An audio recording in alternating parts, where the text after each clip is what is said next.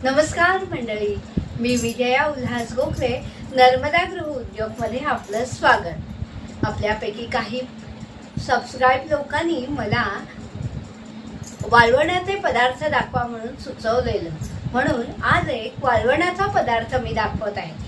काय आहे तर आपल्याला नेहमी चिंच स्वयंपाकात लागते, चिंचेची चटणी करता येते। त्यासाठी ही चिंच मला बाजारात मिळाली, ती सालासकट होती।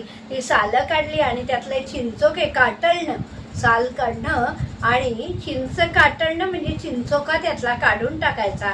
मग अशी ही चिंच होते तयार आणि ही आता चिंचेचे गोळे करून ठेवणार। हे चिंचेचे गोळे मीठ घालून वर्षभर आरामात टिकतात, पुढल्या वर्षीला सुद्धा राहिले तरी फुकट अजिबात जात नाही।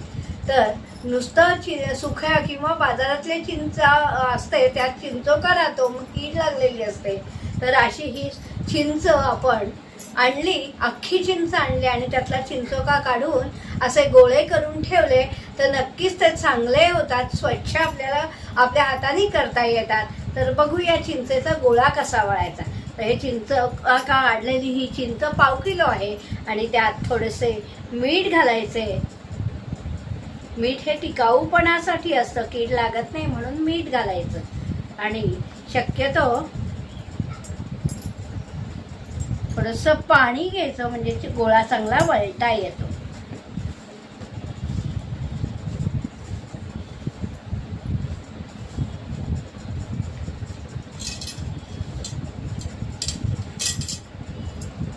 तर आपल्या आवडीप्रमाणे गोल किंवा उभंडा असा गोळा तयार होतो।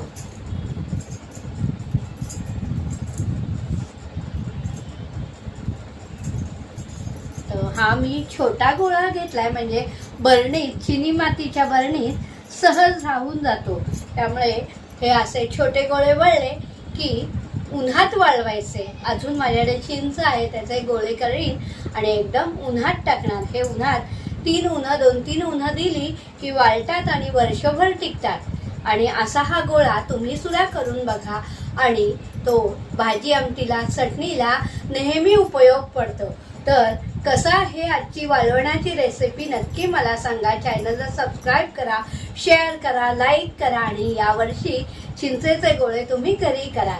नमस्कार, नर्मदे हर। नमस्कार मंडळी, मी विजया उल्हास गोखले, नर्मदा गृह उद्योगमध्ये आपलं स्वागत।